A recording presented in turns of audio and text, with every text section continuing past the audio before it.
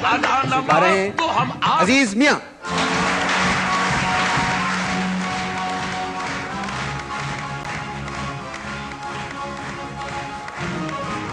یار کچھ بھی ہو یار ہوتا ہے وعدہ ہے تیرا. شکر یہ ہے کہ آپ نے مجھے ابن بطوطہ سے تشبیہ دی.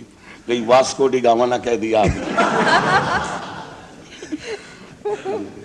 گاما کہہ سکتا تھا. جی ہاں جی ہاں, قوالی کا گاما بھی ہو سکتا ہوں.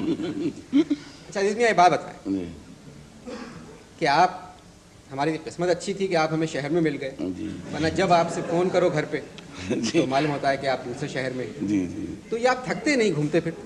بس یہ ایک زندگی کا معمول بن گیا ہے.